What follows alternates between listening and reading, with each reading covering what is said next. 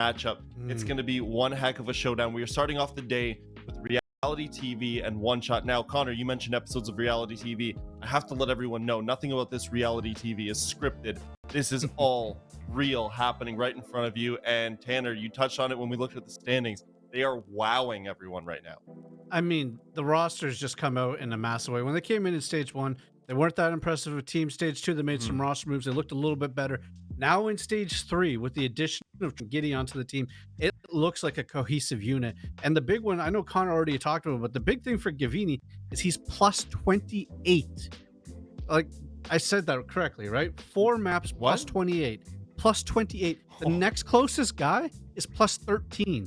He's got plus 15 on the next closest guy. Like, it's ridiculous. He is running circles around people right now. It's definitely not something I expect him to kind of maintain throughout the entire stage. If he does, that's even more impressive, because when you're hot, you're hot. But like right now, it's a Gavini show all the way through. And then of course, well, I say that, but that kind of undersells like what Mr. B and what Packer and what Giddy are doing on the back end too. Like, they're just absolutely coming out full force. Mr. B's having a heck of a performance. This is just a roster that all the way through, all 5 players have looked very impressive. Now, moving across the aisle, one shot, they are 1-1, unlike the 3-0 that they're going up against. Connor, but they've been great all year. So, coming out to a 1-1 start isn't necessarily worrying. Yeah, probably the biggest thing would be their loss did look pretty bad on a map that we've historically thought that they were insanely strong on in Chalet. However, some post plants really got away from them, and Slothy was getting 4 kills on every post plant, and somehow one shot were not able to do arguably one of the easier things to do on the attack when once you get the bomb down and just sit there and relax. But with one shot, this is a team that we hold to a very high standard because they've done so well across all the stages. They've got ex-pros, they got players that have been around the block, and one of them being Razor actually is finally kind of bringing himself into the mix of being one of the top players here in Challenger League. He had some good stints here in the NAL on XSET as well as Mirage, but now that he stepped back onto one shot, he did have a little dip in performance, so now he's really bouncing back, and that 5-1 on entry is pretty dominant considering a majority of them are on the attacking half. So we all know, not to overplay it, but we know that, Mr. B made the statement that this was going to be a lossless season for them. They're going to win everything forceful. Now, how do they do that? They've come out big. We know they've had 3 big games, but they need to continue on and keep that flow going. How do you see them doing that? Well, I think it starts today with beating one shot. One shot's one of those teams that you look at as maybe one of those people that can upset the path that the team has been on so far. I mean, they've already tackled big teams in the forms of like LG and a couple others where they just make teams look silly. So the big thing they need to do on their attack half is they just need to keeping it simple, right? Keep it simple, stupid. Don't do something too complicated. Don't try and bring in these one-off plays. Like, just play your game the way you guys know. They're very aggressive on their fragging half. They've got very good trading. Their drone work is spectacular. Just keep doing your fundamentals better than everyone else. And with the fragging capability that they have, they're going to be successful. And then specific to one shot, one shot isn't a slouch team either. You do need to kind of, do some things that are going to hold them back. One of one shot's biggest weaknesses is their pacing, especially on their attack half. They're kind of slow in getting to where they need to go. And when they start losing their drones, they start to kind of lose their ability to problem solve as effectively. So on the defensive half, Reality TV needs to attack their drones and try to make sure that they're playing blind and just punish them as they try to stumble their way through their attacks. Now, you mentioned, Connor, that their loss, one shot's loss as we move over, it was not all that impressive, but it was a loss against Favelas, which really seemed to be an unknown quantity right now. We did not have high expectations. So who really knows how much weight you put behind that loss? You've still got to put weight to it because some glaring flaws were put onto the side of one shot. And Tanner, I'm actually going to disagree with you on what one shot needs to do on their attacks, considering the play style that we've seen so far from Reality TV on their defenses has been very in your face. Hey, we're going to swing everything. Kind of the biggest picture would be playing East Stairs, Mr. B on border. He was not one to just sit there and take it. He was aggressively swinging, pre-firing, and that's kind of what every single player on Reality TV does. They wide swing everything. They are online warriors. So if one shot kind of take a step back and are prepared for that aggression, I think that they might be able to catch out some over aggressive mistakes of Reality TV if they were to make them. However, on the defense, you got to kind of do the opposite, because when you give the space to Reality TV, that's where they really kind of get things going. They have a very high conversion rate on their attacking entries, but they don't necessarily have as many.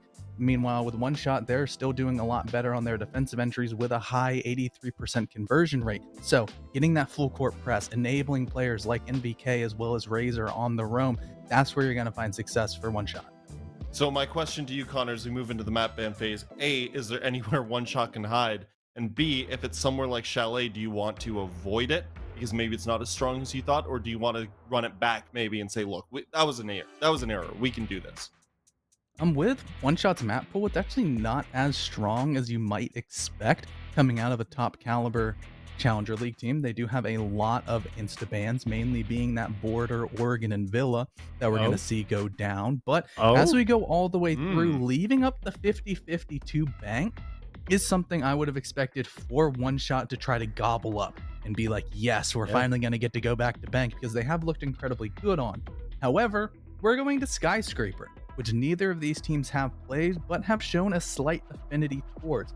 One Shot leaving it up in 60% of their matches. However, with Reality TV, they've banned it in 70% of their head-to-head matchups, meaning that maybe they've been working on it in secret and they're going to try to surprise seemingly the best challenger left for them to get an undefeated season. This is something we've talked about before, Tanner, in previous Playdays, is saying this stage number 3 now, we are really seeing the full force of everyone's map pools. And I guess I'll pose the question that we've posed before. Is this indicative of teams feeling like they need to do something new to change it up with other teams, or are they finally unveiling new things that maybe they've been working on, as Connor alluded to? I mean, now's the time to start unveiling things, either now or in playoffs. I think for a lot of these teams like Reality TV, they're going to want, they can only play the game that's in front of them. Like that's the big mantra here, is you have to become prepared for the game in front of you. If you're starting to prepare to like hide strats or hide maps this late into the game, you're just going to end up shooting yourself in the foot. So I really like this decision from both Reality TV and One Shot to go to a map that, they haven't shown yet versus the opponent that has no info. That means there's no prep work. It's just whoever comes out and plays better today is going to have that success. And I think that's what you need to do if you want to upset the team or defeat a team that, is a good competitor for yourself. Is there a particular play style, Connor, that you think between these two teams that this map lends to better? I think overall with this map, because of how loose it is, it's a tight map, it's congested, a lot of things do come down to just straight up gunfights as well as adjustments for the IGLing side. Right now, I think that Reality TV are in a better place because they're younger, they're more nimble, they've got a little bit more mechanical skill. Plus, I think right now, Mr. B is a better IGL than Kilo. And when they're going for that clash, I think you got to give the edge to Reality TV. Now, do you think this is a matter of, I'll stick with you, Connor, do you think this is a matter of, I don't want to say falling off necessarily, because there's tons of great veteran talent on One Shot, but is this not so much that maybe they aren't falling off, it's just that these up and comers on Reality TV are almost changing the game in front of us. They are just improving at a rate maybe we didn't expect. Yeah, I mean, personally, I've wanted to check Gavini's Moss files a couple of times. I don't know how this man seemingly hits double digits every single game. And that's sort of a testament to Mr. B and his talent. Scouting, he's got the magnifying glass going all the way into the slums of T4, seeing people that we've never heard of, all of a sudden bringing them to the forefront and having them be absolute stars. It's great. It's wonderful. For One Shot, they have been a bit complacent. They started stage 1 looking incredibly strong, and they've kind of tapered off just a little bit. We haven't seen anything inspiring out of them. We haven't seen any roster moves. We haven't seen any big strides or big steps. And right now, this is going to have to be, in this game, a giant statement for them to say that, hey, we're not making moves because we're already in a good place, as opposed to letting everybody catch up, maybe get ahead of them. Now, final question for you, Tanner, before, you know what? Actually, we are ready to get into the game right now. The players are finally ready to go. I mean, question marks surrounding this game. New map for both of these teams. They've never faced off. We are going to Skyscraper. Reality TV, the #1 team, taking on One Shot, who was previously a #1 team. Thanks, Brim. It is great to be back, and I'm super excited for today, not only because I get to cast with Carter once again. It's great to have you back in the booth, but it's great to see this newfound glory that Reality TV is showing us, and the confidence that they've been bringing out this stage has been something that I'm super excited to watch. Yeah, I like the way Tanner talked about it on the desk. Stage 1, didn't really expect a lot from them, expected them to be okay, and that's what we got. They make some roster changes stage 2. Okay, they're better, but we're still not expecting true glory from them. And then at the start of stage 3, when we saw Mr. B lay down the gauntlet early on, and it seems like this might just be the team that will be capable of going flawless in CL if they can keep this up. But that is the question, Jonah. Can they keep it up? The desk also mentioned that there is no VODs for either of these teams on Skyscraper, or no recent ones at that. This is like that moment in the chess match where we go past the early game, where there's games played like it previously. We've reached a new move, and it's going to take some reactions in the server for one of these two teams to come out on top. Yeah, no VODs on Skyscraper for either of these teams. And, well, we've only seen Skyscraper once so far through the first 3 play days. So I think a lot of these teams in this stage 3 are starting to bring out this map and showcase their true arsenal and what they have in store for us today. But as we get into our operator bans, we'll get a clearer picture of exactly how this Skyscraper is going to play out. The Twitch and the Maverick bans are the first 2 to come through. I'll see the Twitch taken out early on, denying some of that key secondary utility for when you use those smoke grenades, but also those shock drones and the F2. The shock drones being a good way to destroy maybe some ADSs or magnets that could be in the building, or a mirror window had it not been taken off. And also the F2, just a very solid gun, one that Reality TV will want to deny from one-shot's opponents. 2 defensive bans coming out. Mira and likely Valkyrie, as I was about to say, will be the ones we'll see removed off the board. Interesting that we see Mav go. He's not seen as much play as he had previously with the loss of his nades and the introduction of those secondary EMPs, but he is still one of the main operators that can cut through any hard breach denial. So now the attacking team, being one shot, will be forced to use some of either the Thatcher or those secondary EMPs. Yeah, don't strike me that these attacking teams are going to be too worried about that, though, because like you said, Carter, they still have the Thatcher.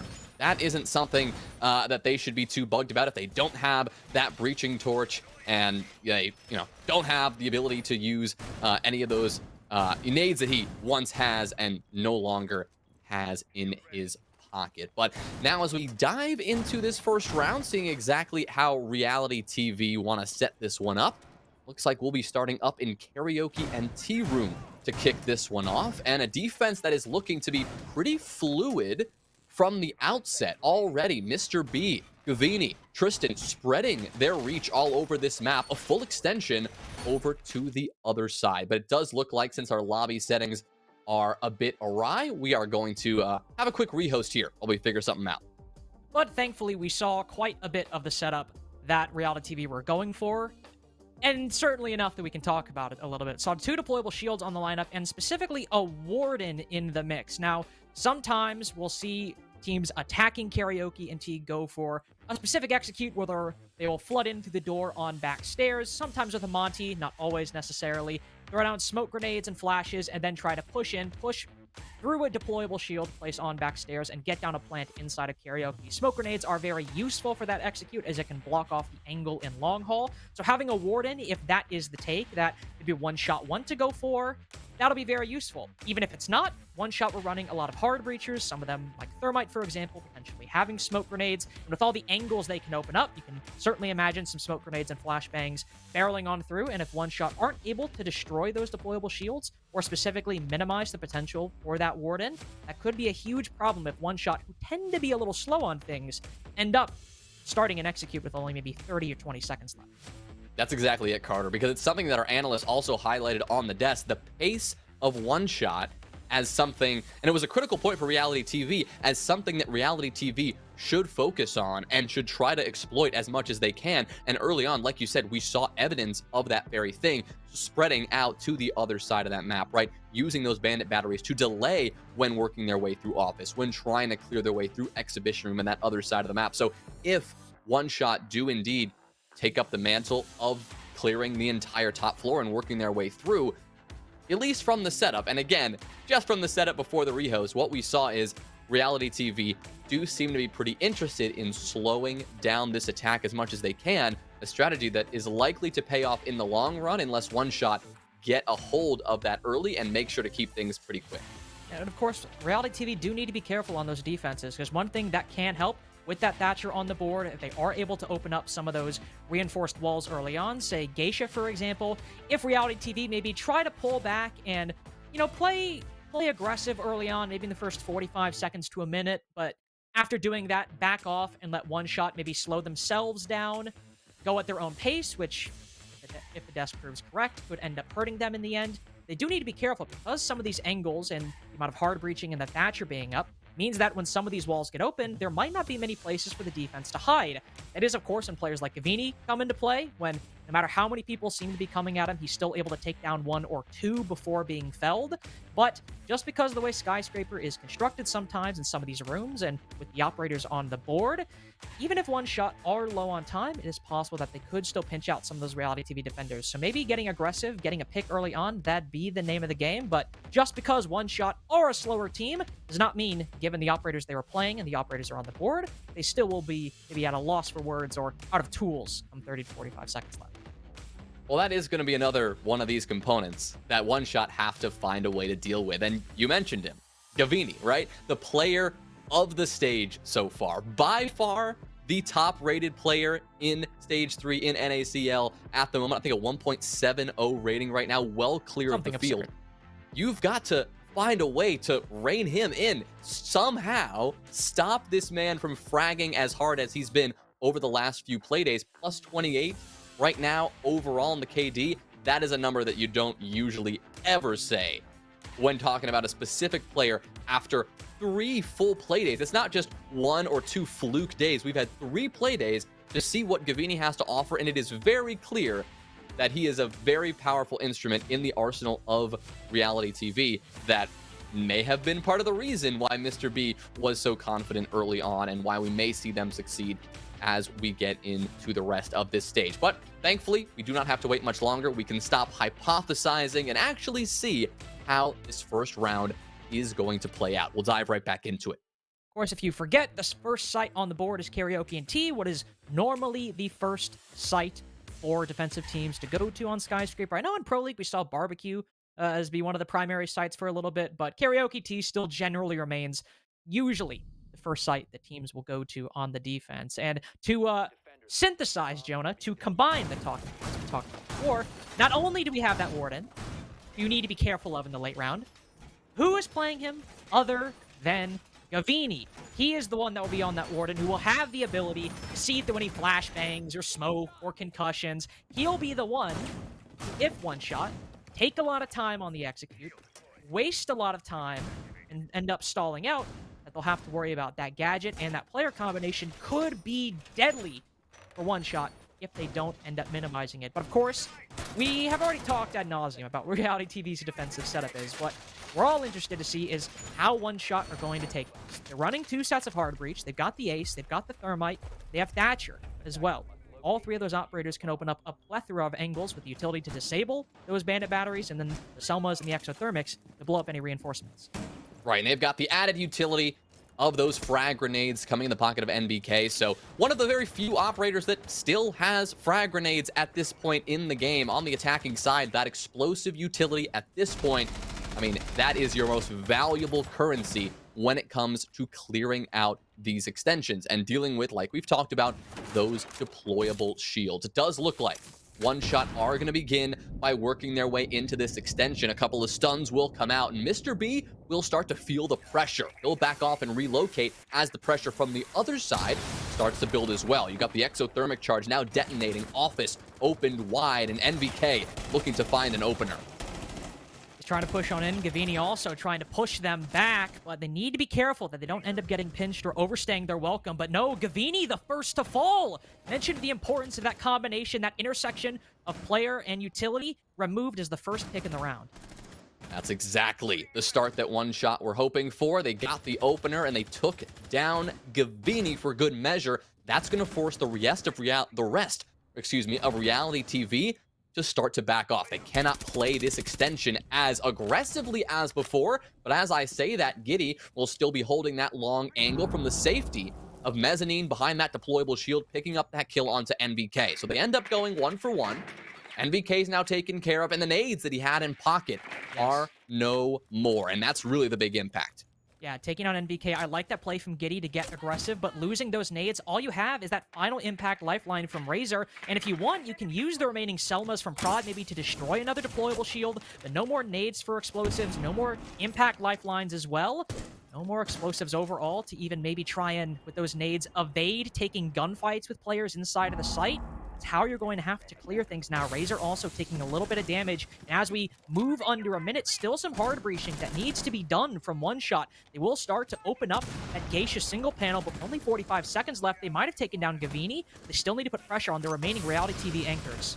Yeah, a lot of work to do, and like you said, Carter, not a ton of time to do it. You do see that Reality TV are starting to feel the pressure, right? They're bouncing around this site, trying to relocate Tristan, trying to get active, worried about the pressure mounting from down below, but really, it is mostly horizontal. That's all One Shot has going for them right now, and so when it comes to these kills, they're going to have to find them soon. Under 20 seconds left to play. Razor a little lit up here, but the rest of the team moderately healthy. The flash is starting to come in, and the pressure finally building. Packer will fall as Swayland takes him down. One-man advantage, but still no time remaining. They've got to get something done. Razor just sprints on through, but Mr. B is lying in wait, and finally, and just in the nick of time, Kilo will try to get this bomb down, but simply too late. Tristan will line them up, and the first round goes the way of Reality TV. And again, a lot of that was due to the lack of time and not being able to put the full amount of pressure you would want to on those anchors. They, One Shot, were able to clear out Geisha, not only then take that bit of control, but then as Razor is pushing in from Drum, kill Packer on that smoke. Very important operator to not have to deal with in the final 30 seconds. But it seemed like, and I'm pretty much 100% sure, they were never able to open up that double panel looking into T. Because that panel remains completely solid, that provides the main angle from which the defense can deny the plant and karaoke from. There's no pressure on the defenders in T. They can shoot through that soft wall, and then not only that, because Reality TV are then able to take down the two players, Mr. B, for example, taking down Razor as he moves in from Drum, removing any advantage gained by One Shot in the late round. They're then able to collapse on the planter, take down, again, the player covering outside of karaoke, and in that, I believe, 3v2, and then just collapse on the remaining planter. And because of the angle that was never pressured by One Shot, you're able to win the round. Well, the round may have started okay for One Shot, but when it came towards the mid and late round, like you said, Carter, it just didn't go their way, right? They need to do more than just get that important, oh so important opening pick onto Gavini. They do need to still maintain that utility and try to fully circumvent the site when it comes to where those defenders are placed, what kind of utility they have to clear out. They didn't do it in time, and that got them in trouble in that first round, and hopefully they've got some adjustments coming for us in round 2 and 3, right? They're probably gonna mount a similar, at least general overall approach to this site, clearing out the other side of the map. It's a good indication that they're taking up that mantle, because you do have Kilo, you do have NVK over on this west side of the map working their way through this top floor. Oh, but maybe a missed drone by One Shot. NVK repels into karaoke, down by Mr. B through the wall, almost getting a second. All he sees is a drone move on in. NVK finished off from a C4 from below. There is a second set of nades on the side of One Shot this time, though. Razor now switching over to the Yana, so you lose NVK. Not able to trade, but they have that nade. One goes in, tries to destroy the shield and T, but Tristan peeks on out. There's that second set gone. Where's the support from One Shot onto Razor there? He was all alone, fully swinging that angle with 2-3 defenders on the other side. Even if he had landed that nade, landed a couple of shots, unlikely he would have gone untraded. Still in a position where it looked like he could be traded out no problem, and Reality TV would be up at least 1 or 2 bodies on the man count, but nonetheless, it's a 5v3. One Shot find nothing for their troubles, and with only a minute 15 to go, there is still a lot they haven't even started. A little trade will go back and forth as Mr. B takes down Kilo, and Swayland makes him pay for that, but now it's a 2v4, a 1v4, and a 0v4, as Tristan will use that MX4 Storm and do exactly what it does best and just fry this One-Shot attack as they try to clear out the map. And that was really good discipline by Reality TV. They take down NVK early on. Tristan gets aggressive, but realizes that Razor is pushed in by himself. I think at that point, Mr. B had relayed to the team that there was a second person pushing from Geisha. They see that Razor is over on backstairs. Instead, Tristan makes a calculated risk, takes the fight with him, ends up winning it out. Reality TV then pull back. They don't start throwing away the man advantage. They retreat into Dragon. They pull back towards the site. They don't start throwing it away. And then that leaves One Shot with some new map control, but now not a lot of opportunities to bring back that 5v3. Reality TV aren't giving any distance whatsoever for them to try to bring back. And once one shot push in, Reality TV just play off the man advantage they've gained, play for trades, go 1-for-1. In Mr. B's case, trading out himself by taking down a player right as he's killed. Reality TV clean up a fairly simple round after those 2 early victories. I love that you mentioned how they pulled back, but I'd also add that they didn't just pull back all the way. And that's what I think made that so brilliant on the defense is they didn't just fully retreat all the way to the site itself. They maintained that extension in Dragon. We didn't see a full collapse of that defense, right? It was a combination of that pressure on the site, but also in Dragon pressuring one shot as they tried to take control. Reality TV seemed that they've kind of adopted the philosophy of our attacking opponents are not going to get any free ground no matter what. No matter the stage in the round, no matter how much time is left, we are going to make them fight for every inch. And so far, I mean, clearly working through the first 2 rounds and one shot, they're probably, and we're seeing it right now, going to have to change up their own philosophy as a result, maybe choosing to go a little bit more direct. And that's what we're seeing already because you've already seen the Selma charge go down and open up a hole in the site. Even if not attacking direct right now, opening up that angle to catch any players rotating in sight early on can still be very useful to give one shot a victory in the opening duel. Obviously, Reality TV might feel inclined to try pressure that or deny any angle, but still having that available to one shot could be beneficial if they end up playing it. I think Razor is now rotated off, though, might be in a different position, but still the potential for it. Of course, one shot as well will also need to start focusing on that top floor. You can see Razor is very concerned with it right now, considering a repel in to try and maybe deal with Giddy on these stairs. Start peeking out. Does spot the Zofia, gets very aggressive, but the balcony ends up being at least the end for his chances as an opening victory, as it's instead Prod who takes the W. Yeah, near disaster there for the repelled players of one shot, but they'll end up getting 1 and 2 opening kills. Both Giddy and Packer already dealt with. Razor looking to take more control. Tristan and Gavini, as you can see, scrambling back to the site, given how much pressure has just been applied on this top floor. Mr. B has done the same, trying to seek shelter nearest to the bomb site, because now that one shot have firm top floor control, the vertical play is beginning with the breaching hammer, with those breaching charges from Razor as well. A lot of destruction that Reality TV now have to be careful to avoid. Tristan is the only one still trying to hang out on the top floor and maybe see if he can find something, catch somebody off guard, but as you can see, droned out and forced away. A good flank watch by one shot. That was likely going to be the main flank from Reality TV to try and bring the man advantage back. With that gone, they'll have to rely on 1, waiting one shot to push into the site, or 2, contesting these vertical angles created by NVK, which is exactly what Gavini is doing and might just find one if one shot aren't out for. But as we move to 30 seconds, Kilo's starting to get the bomb down, and with no gunfights contesting, it seems like a successful plant. Oh, Gavini, though, is stepping up. The plant successful, but the post plant, not quite. Gavini's picked up 2, and this is an even 3v3. Still a lot of work for one shot to make sure they win this round, but same goes for Reality TV. Now they have to retake the bomb site. A lot of attackers to find, and they're all positioned upstairs. It's going to have to be a very aggressive and gun-heavy round for Reality TV, and Tristan and Gavini cannot get it done. Mr. B picks up 1, but it does feel like a little too late. He'll look the wrong way as he comes up the stairs, and Prod will get his second kill on the round, finishing that one off and taking the first round for one shot as a result. Even though one shot lost a couple bodies, both to Gavini as they moved into the post plant, because of the advantage they got earlier and because of the control they had, and enough control to at least cover the bomb getting down, they lose 2 bodies. But since they have the 5v3, they're keeping Razor up top and Prod watching his back as well to make sure if anybody moves in to try and defuse the bomb, Razor can contest that. Or if somebody tries to flank up and kill Razor, like Tristan tried to do, they have Prod covering him just in case and just to make sure that that key bit of control to watch the post plant isn't removed. So that's great plays by one shot, and overall just able to get there.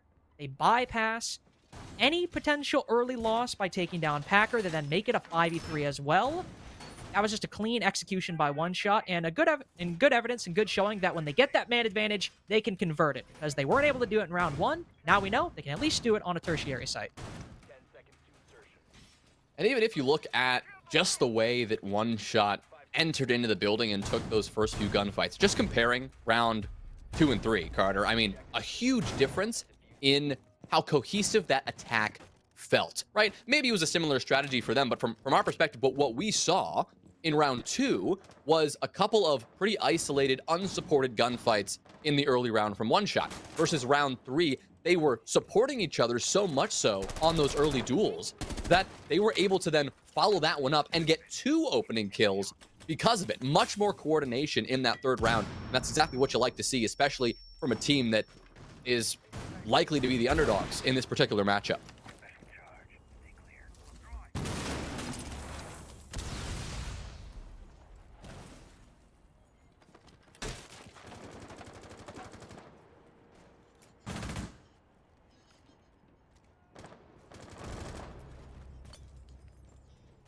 Apologize. I realized I was just muted. It's unfortunate for me. Jonah, there was a spider in my room, and I went to go hit it, and so I muted the VMix because I didn't want to think somebody just died. But you know who did just die? 2 people. Packer and Mr. B taken down early on. Yeah, NBK, a great early start from him. That's 2 kills in the opening engagements. One Shot looking good at the start of this round again. Reality TV, that fragging power we talked about, not here in round 4. Just like it wasn't there in round 3. Gavini, though, trying to change the rhythm. Takes down NBK to retaliate for his 2 teammates' deaths. Prod has been lit up as well and has to be careful. Swaylin feeling some pressure from above, but great support from Razor, using the soft destruction from behind to take down Giddy. Gavini will get another one back onto Kilo, but now Gavini and Tristan have to do the rest of the work. And he's still a good player you'd want to bet on in this instance. Same with Tristan as well, who seems to have some of his confidence. Performance in the server boosted from the previous few playdays. Have diffuser control as well, or at least had it. Prod's not picked it back up, but Gavini's still getting aggressive. Prod does go 1 for 1 after picking up the diffuser. Able to bring it back. And the 1v2, Jonah. Prod is on low HP. No nades from Razor, maybe to avoid the potential for a gunfight. Only 50 seconds left, and they have to clear all the way across the map and try to nail down where Tristan could be. Yeah, absolutely winnable for Tristan right now, in a large part because his location, completely unknown. He's tucked over in Geisha. See the Yana clone from Razor working its way up, but they still have to figure out where exactly he's positioned. Prod's got to be careful too, like you said, Carter, very low HP. Razor does seem pretty uncertain, worried that Tristan is going to hop out from any corner at any random moment. But One Shot, they still need to get this bomb down. That's part of their responsibility here as attackers. And once again, Tristan eludes the drone. Finally, it will likely spot him, and he'll take this moment to step up and get aggressive. There's one. Can he find the second? Almost. Razor on 1 HP, now sticking the diffuser, and that is it. The round for Tristan, a beautiful clutch and really great work at simply avoiding the intel game of the attack to win that one out. I mean, unfortunate for Razor right there. I mean, it's one of those things where just trying to be careful of the time you have remaining while also being diligent in the intel you're gathering. Sometimes you just might get a little too nervous, get a little too scared. You want to make sure you get the bomb down. You have to make a play, and he doesn't end up checking the corner in Geisha. Very unfortunate, very unlucky, but overall, at least in the early game, a solid round from One Shot. Able to take down 2 players early on, again, Packer and Mr. B. Packer specifically being the same one to fall in the previous round, but not being able to clear out Gavini on that side. You talked about One Shot being able to play off each other quite well, but those situations really only happen, of course, from a combination of individual skill, but also some isolated 1v1s being taken in, and he still had some support from Reality TV to count on as well. So, right as I talked about Barbecue being an example of One Shot being able to convert those man advantages, to get another 5v3, and it doesn't end the way they were able to end things in round 4. No, it does not. I mean, Gavini doing a ton of the work, but then Tristan finishing it out in the end. Beautifully so. So great work for him, like you said, Carter, to isolate those early fights. And I gotta say, just working his way around the map and avoiding the drones, avoiding the Yana clone, I mean, that takes some skill too, and really well done from him. Gavini trying to continue that confidence from the last round with a bit of a run out. Not gonna find anything on the first attempt. There will be a second attempt. I think that one from Mr. B on the other side of the map there, but neither will find a kill, let alone a single bullet worth of damage onto One Shot. So they're definitely confident, they're definitely playing aggressive, but One Shot are staying careful, and they're not exposing themselves to these kind of plays early on. Instead, they'll just try to expose any of the positions held by Reality TV. There's one player down below Giddy, but oh no, he's not droned inside of Kitchen. Of course, he's not playing very aggressively horizontally. He is playing for a C4 from below in case anybody vaults in through Geisha or vaults into Karaoke, like NVK did last time. He'll take some damage to Mr. B, and Razor's not pushing all the way over just yet. Instead, gets the first kill onto Tristan from below, but NVK still the first to fall, and Kilo downed and finished off by Mr. B later. No Geisha pressure, at least none successful from one shot, allows Mr. B not only to get 2 1v1s, but 2 huge picks.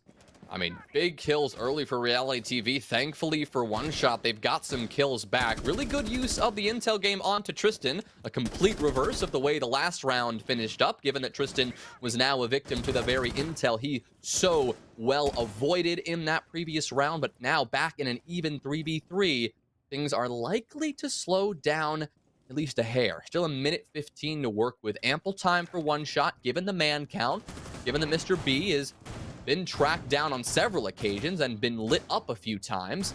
He is getting them down quite effectively, but all they got to do is land 2 more bullets, and he won't be able to do that any longer. Just from these positions, you can see that One Shot have done a pretty good job of securing the control of the other side of the map, but it's just about transitioning this through Dragon now that's going to be tough.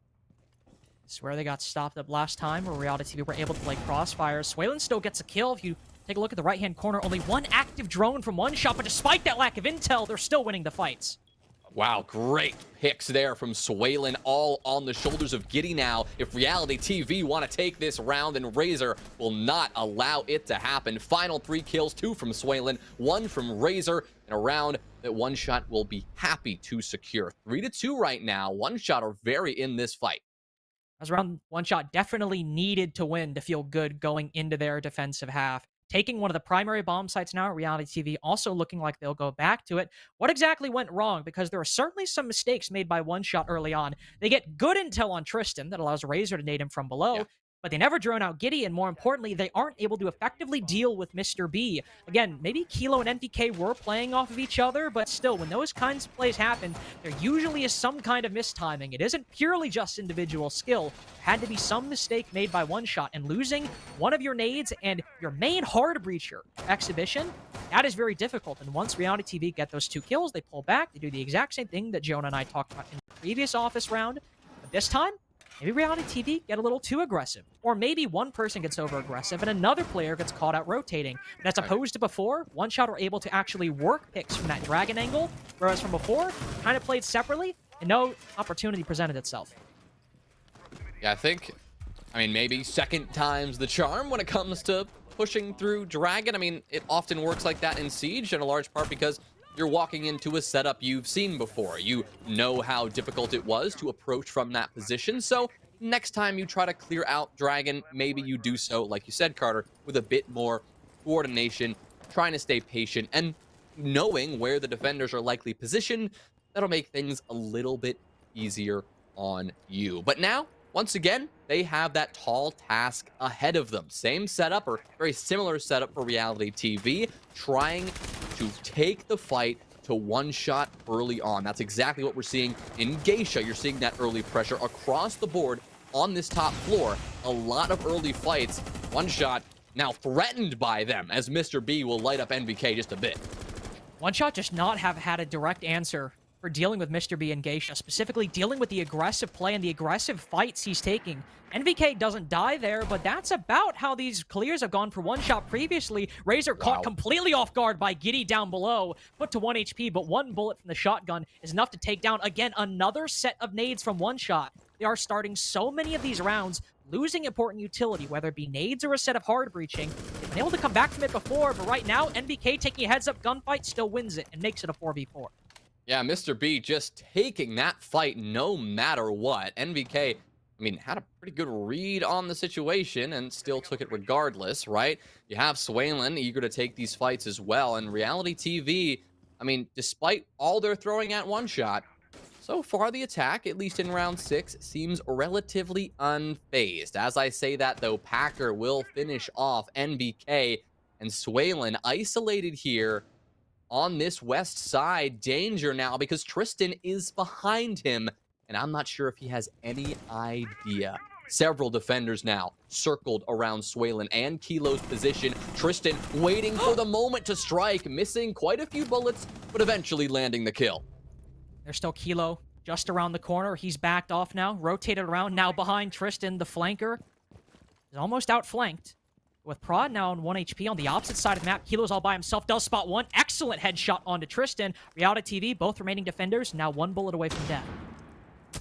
Prod, he's also pretty lit up, so he has to be careful taking these fights. A couple of bullets through the wall, nearly catching the shoulder of Gavini there, but still alive. Packer and Gavini still holding this crossfire. They know where Kilo is coming from. The prox alarms are pinging. They're going off, and Kilo needs to make a move soon. Prod does it, though. He steps up first, taking care of Gavini. That'll make things a lot easier, given that Packer is so low.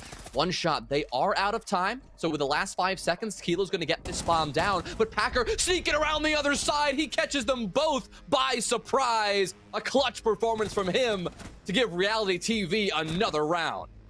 I mean, there are other factors at play, but that's that lack of explosive utility damaging you there. That evil eye in sight never dealt with. It's able to relay intel directly to Packer, tell him where the players, the 2 remaining attackers are playing. He's able to piece them both up. Still, though, very winnable from one shot, especially because of that kill Kilo achieved on a Tristan. That alibi only going 1 for 1, but more importantly, going 1 for 1 period, ending up dying. That's a factor that Kilo no longer has to worry about, and both him and Prod can start focusing on working picks on the site and then moving on in. That attacking half was not perfect from one shot, to be sure. And whether it was not at fully droning Giddy or never really having an answer from Mr. B, there were some bright spots, able to play off each other and winning that barbecue round and in that second office attack. Overall, Reality TV were able to capitalize off of the mistakes made by One Shot more consistently, and their individual skill shined through quite a lot more as well. One Shot never able to remain consistent. I mean, that's why Reality TV can be so dangerous. Even when that individual skill on one player or 2 players isn't necessarily winning the round, I mean, somebody else is going to step up and then do you dirty in the end. I mean, we've seen now exceptional performances on several different occasions from Mr. B, Gavini, Tristan, and there it was, Packer coming in clutch in the end. So everyone on Reality TV showing that they can shine. So as One Shot transitions to the defense, they're going to have to pull out a little bit of that same magic. You've got Prod, obviously, on 7 kills right now. NBK doing pretty well, but Razor, Kilo, Swalen yet to probably find their stride on the attacking side, at least, as much as they would have liked. So shifting over to defense, they're going to try to get into gear. Razor early on as well, trying to maybe find some early action, deal with these drones as they work their way in. And he's playing an operator that we didn't see a lot of from Reality TV, but an operator that could really help in this position he's playing. Datazami holding down Museum, shutting off so many angles or window jump-ins or even breaches, as I'm sure we'll likely see, can be very useful in holding this position off-site. So, and with Razor holding that 9x19 as well, Prod behind him to boot. This looks like a very rock-solid one-shot defense to start out, and if they could even get a kill before falling off, it should be quite good. But an operator that has been banned quite a bit, that hasn't been banned so far, is that Nook that Packer's playing right now. We'll have to see where he decides to push from. He's down below right now, but with that set of nades and that hell device, he could creep up those stairs and get a pick as well. The nade, though, will not connect, to neither nade getting much use there in his pockets, and that goes really most of that explosive utility for Reality TV. You still have one of those breaching rounds in Tristan's pocket as the Ash, but that's just about it. And with all of these Kiba barriers to deal with, that's going to be a problem later in this round unless they just find a way to get these kills and circumvent them entirely. Early on, One Shot's defense looking very secure. Reality TV unable to penetrate much of anything so far. One Shot, they know this clearly because they are starting to back off. They know the time is low, so they can play this a little bit safer. Half the round wasted before they rotated back. Another 40 seconds gone since then, with Reality TV not progressing beyond Exhibition and Office. This is looking quite good for One Shot. In Reality TV, they have to spice things up. They're running low on drones, only 2 active. They might rely on players like Tristan to work a pick, or Packer to go for a flank up backstairs to make something happen for Reality TV in this round. But whether it's Gavini, Tristan, or Packer, like I said before, somebody's got to get a pick. Somebody's got to get an advantage and make an opening in this round.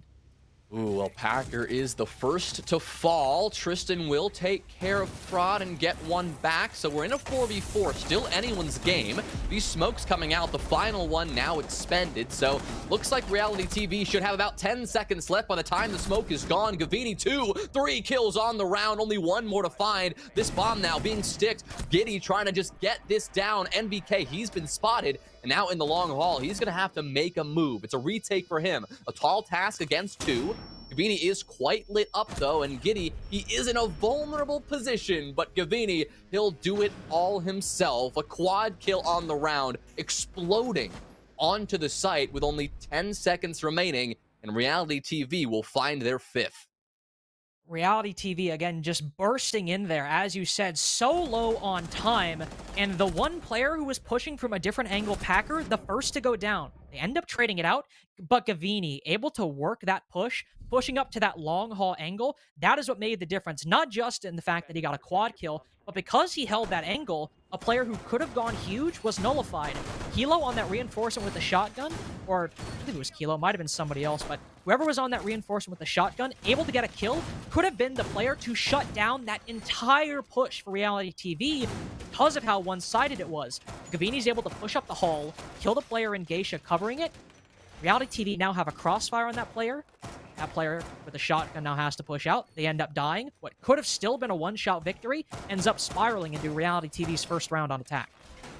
Yeah, that's well done from them considering where they found themselves with 20 seconds left, right? They still had a couple of smoke grenades to work their way through. They had only just gotten their first kill on the round after losing the opening duel themselves. Packer was the first to fall, and yeah, they still found a way to make it work. Really, Gavini putting the team on his shoulders there and just running away with it. A couple of questions, though, about that attack, namely Packer's role in the whole thing, right? Usually, we're going to see these Nook players creep their way in and take those surprising early engagements, getting that opening or second kill of the round with that little bit of surprise.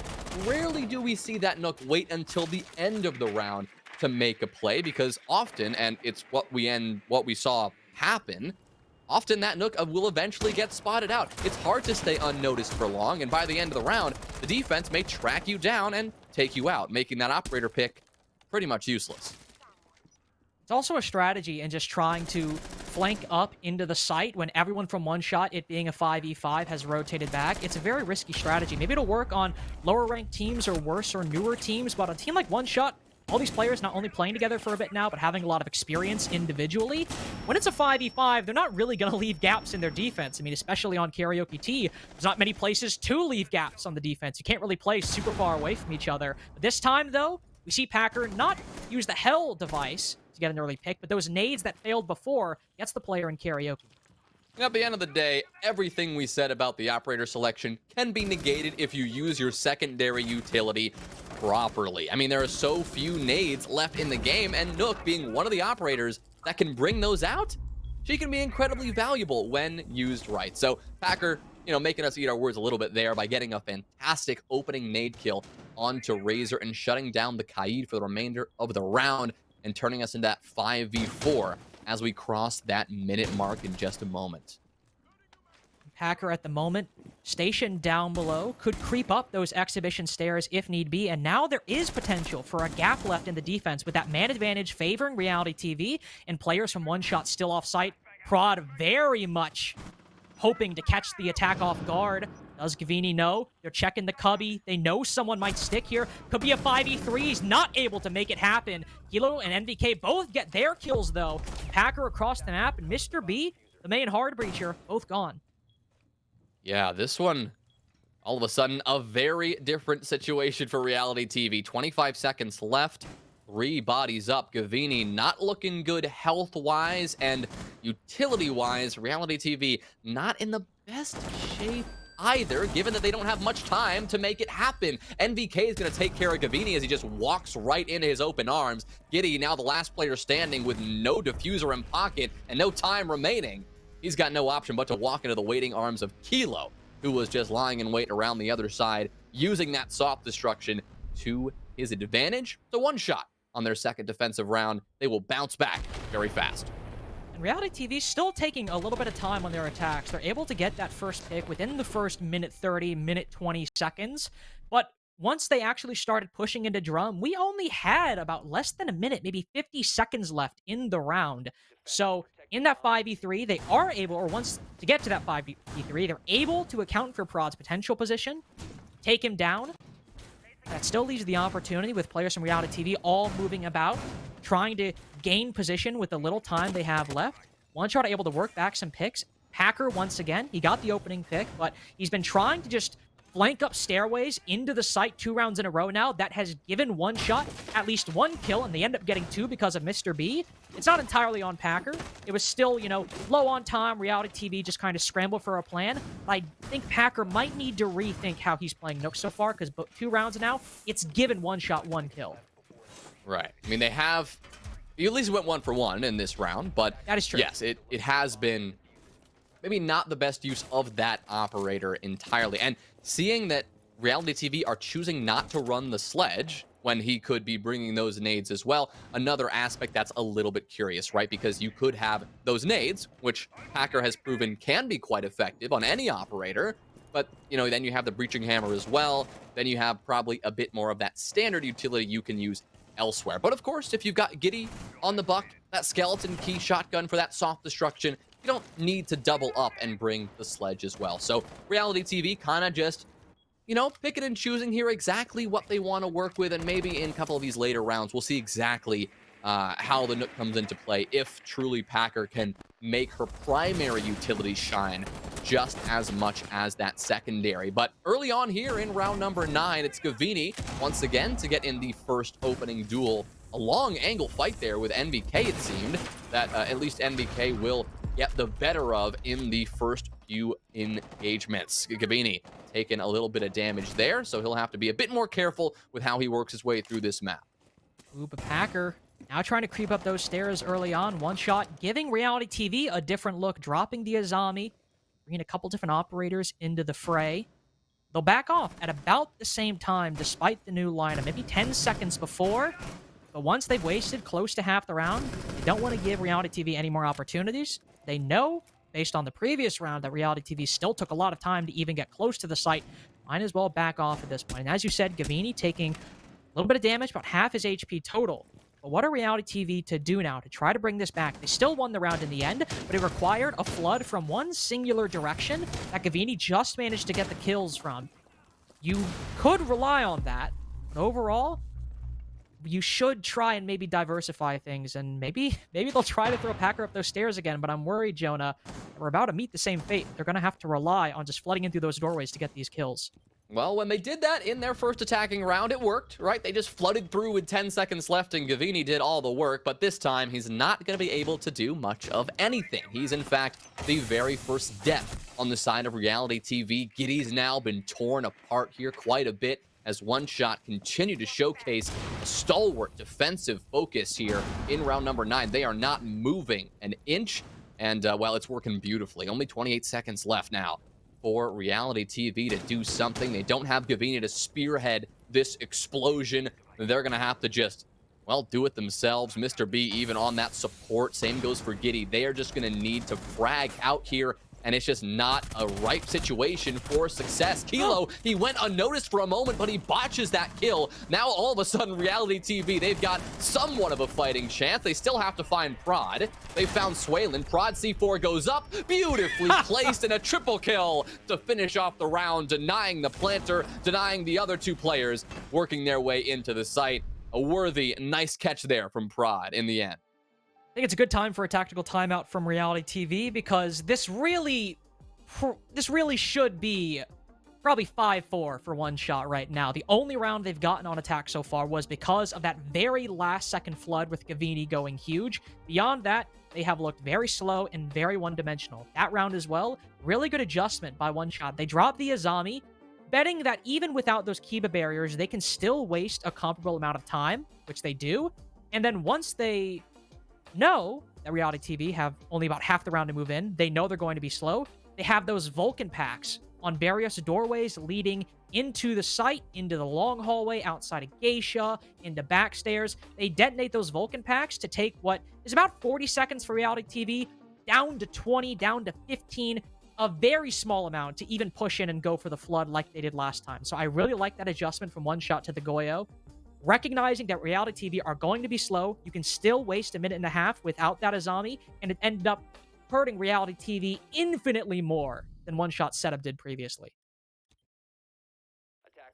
Well, reality TV, after that timeout, let's see what they have in store for us. Because like you said, Carter, and I gotta say, I think you spelled it out pretty well.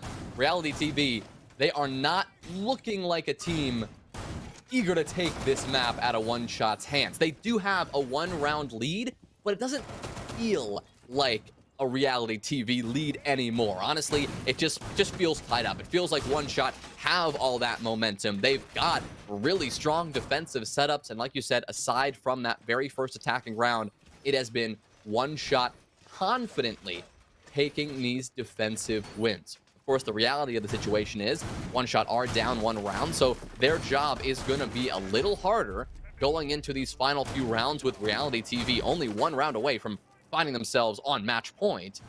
But if One Shot can continue what we've seen from them in back-to-back rounds now, we're going to be tied up, and maybe even with One Shot having that match point in no time at all. Prod has really been a key component in this turnaround. 11 kills right now. NVK following that up closely with 9.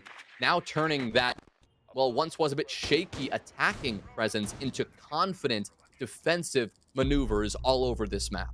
Confident is definitely the word right there. For Prod on attack and defense as well. Usually playing inside of the site, still able to get aggressive and be the player to open things up for a slow reality, or well, against a slow reality TV attack, and for a stalwart One Shot defense. Razor as well, not having as much success, but someone on One Shot you can always rely to have confidence. And even if he doesn't get any kills, to waste time, which is certainly something he has been doing consistently on the roam so far. For One Shot, reality TV are starting on the side they've started most of their attacks on, from Exhibition. For One Shot are also deciding start wasting some time. They'll back off about a minute and 10 seconds in, but with Prod down below, he's got an angle, sees someone 1 through, but gives away his position, and now he'll have to back off. Yeah, gave away his position and didn't find a single bullet for it. I mean, Giddy has been hit once, but not by Prod on that vertical angle. Razor actually is one who took more damage than anyone else. He's been forced back, cannot play as aggressively anymore, and I think One Shot are feeling that pressure all across the board. Packer right now using this Gemini clone to scope out the site and realize that it's a little more vulnerable than I think One Shot were hoping to let on at this point in the round. A little more vulnerable to be sure, but even if Reality TV want to take this one quick, they're running low on drones. 3 players completely out of them, so they'll have to make a decision. Do they want to try to actively drone these players, maybe still off site like Razor, or even the players inside of the site, like NVK or Prod? They've rotated back. Or do they instead want to have those flank cams to catch anybody roaming? It's a decision they will have to make now. But again, another round of Reality TV, taking a lot of time and haven't really got anything for the 2 minutes and 15 seconds they have spent so far in round 10. 3 players on that bottom floor, looking to move on in, looking to find an opening. It means 2 players up top as well, but with nothing being given by One Shot, the only thing maybe is a C4 not killing you. Now, they might just have something. Yeah, there it is. Opener onto Kilo, but Prod answers in a big way, gets 2 kills back. Gamini will keep us even and finish off Prod for good measure. A battle of 2 top fraggers right now, but here goes One Shot. The pressure on the top floor overwhelming. Packer's the last player standing, and he is down below, vulnerable to all the angles up above, vulnerable to Swaylin on the site, and he'll take care of him no problem. But as he gets this bomb down, almost nothing he can do to stop his inevitable demise. There goes NVK, swinging around the other side and cleaning it up as One Shot tie us up at 5s. This is where exactly One Shot wants to be right now. Not just because they've tied up the scoreboard, but have won all 3 defensive bomb sites in a row. One of them, after Reality TV, have taken their timeout. They know they can get that flawless half, even when Reality TV take a moment to gather their thoughts. A 7-5 victory, 2 more rounds in a row to make 5 total. That's something now very reasonable and likely for One Shot, where maybe we didn't think it was after that first half. Reality TV so far, they have been one-dimensional and they have been slow. A deadly combination, even with teams that have as good of players as Reality TV, with Vini, Mr. B, Tristan also having a solid game. They might be very mechanically skilled individually, but strategically so far, they have been, frankly, Jonah, kind of boring. What we'd expect from Reality TV. And I'm not saying that like they don't need to throw crazy strats at us, but not really able to win the entry game.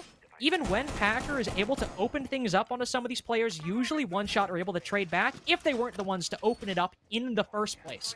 One Shot, maybe we're struggling on the attack to find a way into Reality TV's defenses, but when they switch sides, they have basically stopped Reality TV from getting any openings and aren't giving them opportunities in the early round. Well, if you think back to the critical points, it was Tanner who mentioned that Reality TV need to keep it simple. He gave us a nice acronym for that or something like that. But at the same time, they need to play the game. They know how to play. Keeping it simple is one thing, but if you're not doing the simple stuff right, then what are you doing, right? Maybe you need to spice it up a little bit more, or maybe you need to cut down whatever strategy you're trying to work with now and go back to your roots, because clearly whatever Tristan tried to do, not focused enough, not coordinated enough, he simply just got caught off guard by an aggressive defender. That's the kind of thing that doesn't happen to players like anyone in this lobby when everything is going their way, when they're dialed in, when they're checking all their angles, all their windows, all their runouts. They are not going to get killed by that kind of thing. As I say that, it looks like Razor will bite off a little bit more than he could chew, and he will end up walking out to his demise. And as NVK falls as well, the tides have turned a little bit here, and for the first time in quite a while, Reality TV have 2 kills here. And this is a situation from One Shot that you do not want to be in on 5-5. I mentioned, Jonah, that One Shot have thrived when they haven't given Reality TV openings in the early round. Even when Reality TV get these kills, these opening picks, it's usually in the late round when they have to go in for an execute. Kilo might have just traded it back 3v3 and taken down an important operator like that Hard Breacher. Reality TV got NVK and Razor early on, the latter to some aggressive play that I don't think he really needed to go for. But it is still a 3v3. Kilo was still able to take down an important operator, but oh no, Reality TV take that advantage back. Yeah, that's a really good kill from Packer, trying to make his impact on the Zofia now. He's done away with the Nook, trying to just keep things simple, keeping it focused, and seeing if he can keep himself lethal towards the end of this round. 3v2, good place to be for Reality TV, but not over yet. Swaylin and Kilo, full HP, still on the site, still playing relatively safe. Reality TV do have a fair bit of drones in play, still 5 up on the board, so tracking down these defenders shouldn't be too challenging as long as they stay patient. Patience is, of course, important, but they still have to get the job done. They still have to move in when they can. Swaylin, he will look around the other corner, but not look the right way, so he'll fall. Last player, Kilo, against 2. Ooh, that's 1. That's a triple kill for him on the round, and this is a 1v1. He's got Case in front of him, but he's also got Packer swinging him aggressively, and Packer ends up winning that fight. So despite all the praise we've given to One Shot, it looks like 2 rounds after the timeout, Reality TV will find something and put themselves on match point.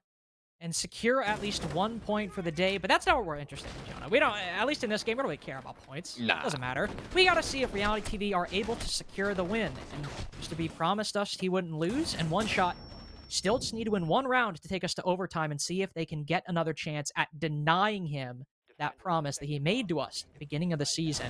And I imagine One Shot will be able to recover from the mistakes they made in that last round. Again, giving Reality TV a lot of opportunities for kills that were taken by One Shot, and not ones Reality TV created themselves. Razor jumping out of that window, and unfortunately, you aren't able to look fully up directly in Siege, end up dying to that reality. But still, Reality TV were just given opportunities by One Shot there, and I like to see this in round 12. One Shot, they're going to Karaoke, a site that they have essentially won every time, even though they lost it the first time. It came down to an individual play from Gavini to win it, but this setup was extra lethal, unbelievably critical for their success against Reality TV. And if it's able to work out, this could still be overtime, but there is one operator I want to focus on, Jonah. we haven't seen a lot of change from Reality TV's lineup, but we do in round 12. Mr. B, he's on the Ying now, and he's dead. Oh my god, you could not have timed that better, Carter. You could not have timed that better. And NVK, I mean, he's got to be listening in because he's going to gift us with just a lovely comedic moment to just make this broadcast even more fun. I mean, yes, for a moment there, Carter, we had an exciting operator to talk about. We could talk about the Ying and all that Mr. B was going to do with her. Lo and behold, NVK ruins what could have been, I mean, a good minute of talking points. I mean, don't you think, Carter? We could have really, we could have really flushed that out. I mean, I certainly could have talked about it for a minute. You probably would have added another 30 seconds onto that and just potential late round implications. So, yeah, without those Candelas, if Reality TV end up having a slow attack, which they have historically had on Karaoke and T, that could have made things a lot more palatable. Now you don't have that. Now you have Kavini dead as well. Your star player overall and your top fragger in this game so far, both ripped off the board, ripped out of the server by NVK. Your Lion and your Ying, Kavini, Mr. B, both gone. And now, Reality TV have to overcome their history of slow attacks on Skyscraper and this site in particular in a 3v5. Yeah, overtime is looking like a reality here, given the start of this round. Unless Reality TV can find something quite miraculous. Yeah, it's gonna take a lot. They've still got a lot of utility to clear out. They've got 5 defenders to find. The deployable shield that Prod is playing behind has been taken care of nicely by Tristan's final breaching charge, breaching round, but still, a lot to get done, a lot of utility to not only find, but avoid. They may avoid the actual explosion from the Nitro Cell, but the soft destruction from Razor down below is enough to expose Giddy's position, and Razor will take him out accordingly. Packer and Tristan, all that stands between one shot and overtime, at least for now. Prod with a C4 will force Tristan to run all over the place. Packer forced to run into the waiting arms of NVK. He's got a triple kill on this round, and Tristan is now in a 1v5. 1v5 that, yes, he will not win.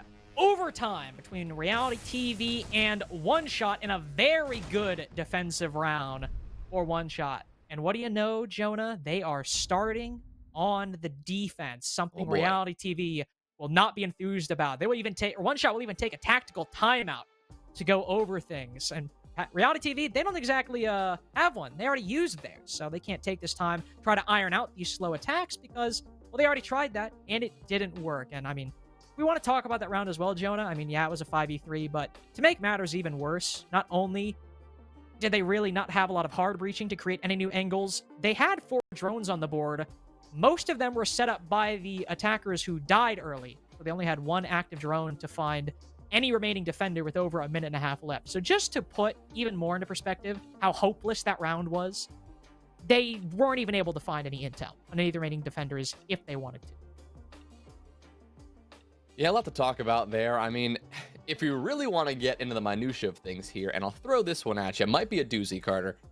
This timeout, I don't know if I feel good about it, actually.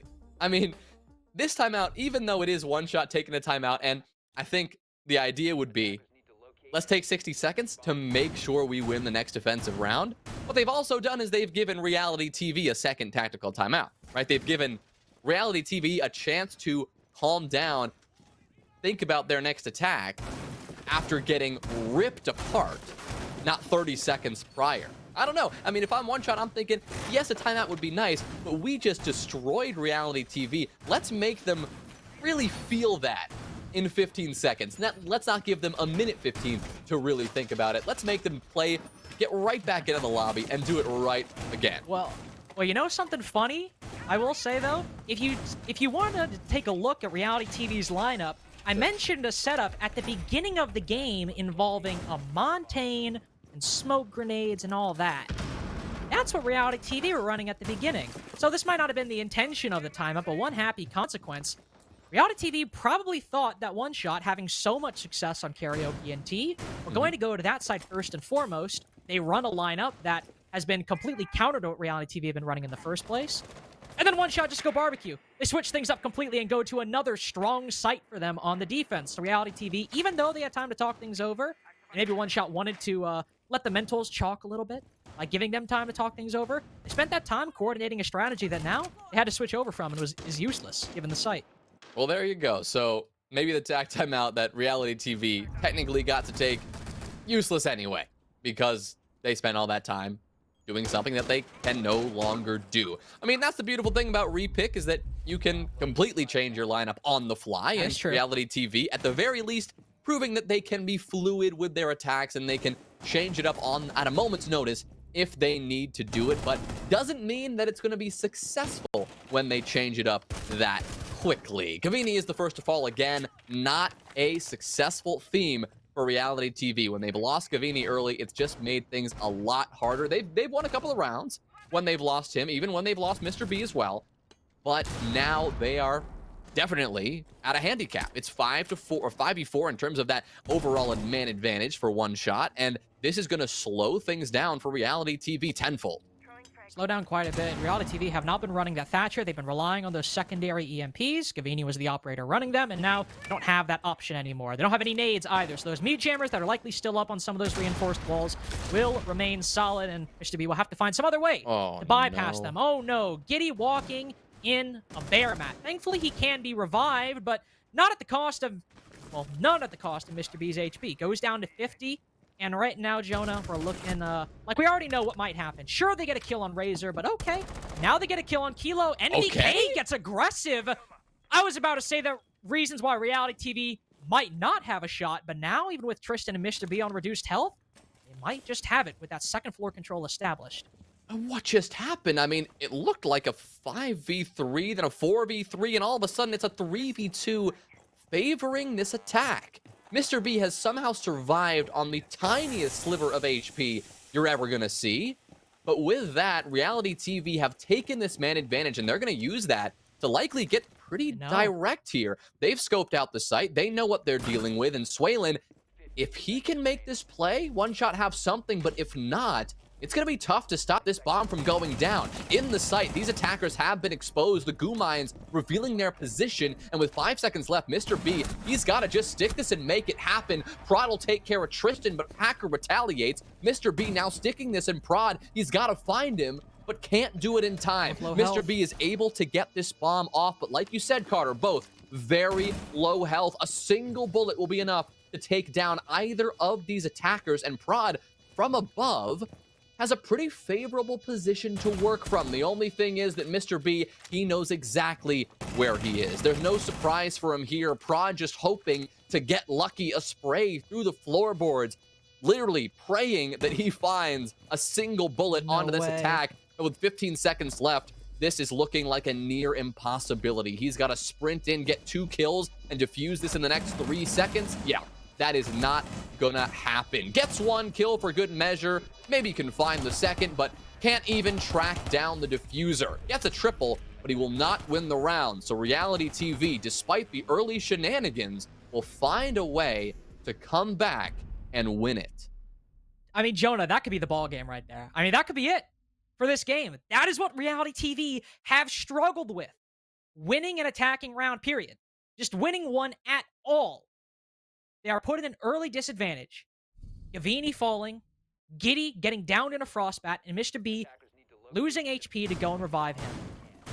Then the defenders on the top floor, they get aggressive. They push out. They try to finish off the kill, knowing that Giddy is down and that Mr. B is going to revive him.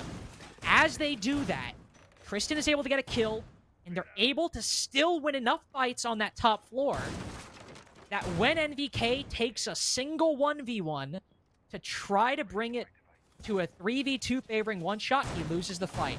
I think he might have just been carrying off the momentum and the energy of that previous flurry of engagements, but he shows up a little too late to the party. That's what gives Reality TV the advantage.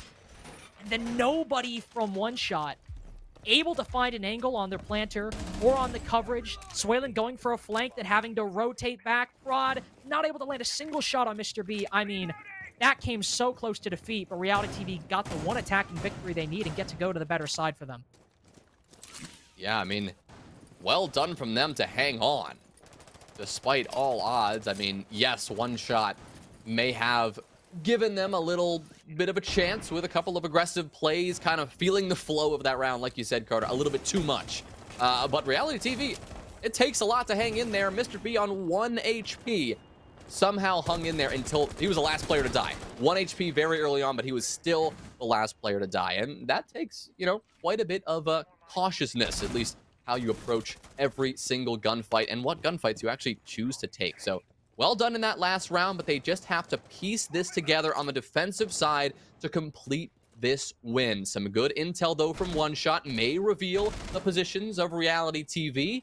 Razor will try to cook that nade, but will think better of it as Mr. B backed off. He's now gone back to that position, and so Razor has that nade in hand again. He's going to keep running around, though, because now that the exothermic charge has gone off, that angle has been exposed, and these early gunfights starting to not only happen, but go the way of this attack.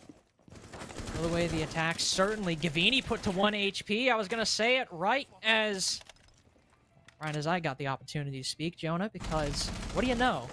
So many times on this defense, Reality TV have not come away with the opening pick. They have not wasted, or they might have wasted as much time, but they've usually come away losing a body, if not two. Gavini being one of them. This strategy has never really had as much success as One Shots did, but there is a little bit of a difference. Whereas One Shot would pull all the way back, Reality TV, they still play a little bit peering into Dragon, and because right there, Gavini, still with 1 HP, can get an important pick, but it's still the advantage favoring One Shot. They have the opportunity to open up some of these angles, open up that double panel on T, and even get some pressure inside of Geisha if Kilo can land his shots. 45 seconds, One Shot. They've got an advantage to work with, but they still need to clear out a good bit of utility. The mute jammer, just that simple piece of utility, giving Razor some trouble. He'll peek the angle and ends up getting fried by Packer. Nice shot there. Packer's now found himself on double-digit kills. He'll be looking to find another as we return to an even 3v3. Reality TV still have a lot to work with. Still one more smoke in Packer's pocket. Still a C4 in Giddy's hands. A lot of explosive potential in that, especially with only 10 seconds left and One Shot having very few points to actually work their way into this site. A very lucky spray there from Trot will get a kill onto Tristan, but with 4 seconds left, Kilo, he's going to have to stick this plant and has to get something done. He does! Goodbye, Giddy, but there is the time. It's all over. Reality TV will take it just in the nick of time, a downing Kilo in the end. That's how they finish it off. And a hard-fought victory, for sure. Certainly a hard-fought victory. One that I think many of us probably expected, given the pedigree of One Shot and the current success of Reality TV. But that was by no means a stomp for Reality TV, as some of their previous victories could be characterized as. They looked solid on the defense, but flawed in some ways, especially in the early round. Especially in the early round on the defense, and really overall on the attack throughout that round. I think One Shot came away with 10 out of the 14 opening duels, or the opening picks, if my count was correct. They certainly, again, look solid, but were not perfect. One Shot on the defense, boy, did they have Reality TV's number, but somehow, Jonah, Reality TV able to come away with round 13, able to win an attack. It probably would have still gone all 15 rounds, but in an alternate universe, this could be an 8-7 One Shot victory if that round doesn't just miraculously go Reality TV's way. I mean, at least in the second half of the game, it felt like One Shot had the momentum the whole time. Oh, 100%. Reality TV just found a way to hang on. We'll toss it back to our analyst desk, though, and they will tell us what they thought about how this one finished off.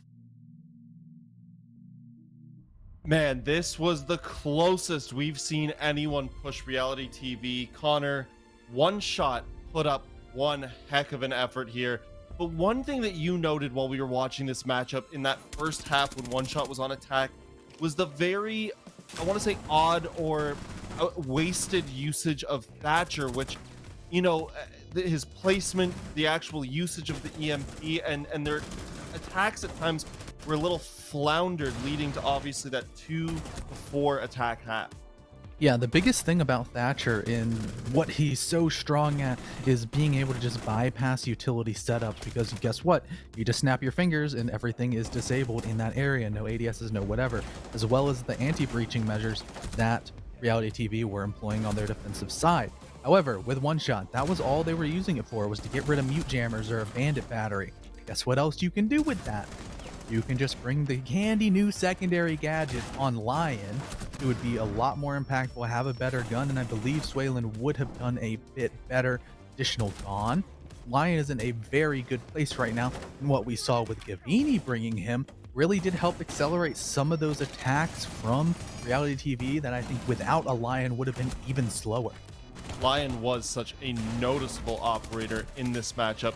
But talking about noticeable, Tanner, this game, Packer and Tristan just had unbelievable games for Reality TV.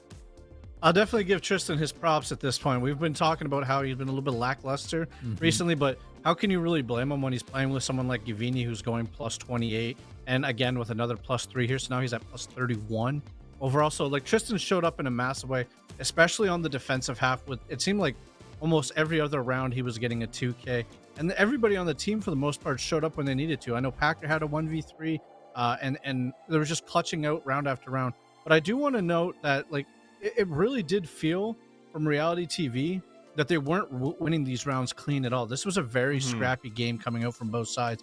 When Reality TV was winning, they had either 1 or 2 players who were showing up in a round, and it wasn't like a consistent team effort. They would have a couple guys that got picked who were out there for target practice, and then they would have, you know, maybe 1 guy or 2 guys that were the actual fighters on the team that are getting all these picks. And it was like a bunch of 3Ks, a bunch of 4Ks. I know Gavini had a 4K at one point, and that's how they were able to picking up rounds. And the only last point I want to talk about is I just think there was a very questionable timeout coming out from the side of One Shot, who called a timeout at the 6-6 half. I really don't think that's what you need when the momentum's swinging your way. Yeah. You're already going into defense after playing defense with a 4-2 half. You don't want to give Reality TV any extra time to think about how they're going to solve the problems that you're presenting on defense. And I think that ultimately might have been what cost them this match in overtime. Well, although, Tanner, you have great momentum yourself right now, I'm going to call a timeout on you guys as I talk to Mr. B for just a moment. Mr. B, I'm sweating right now, man.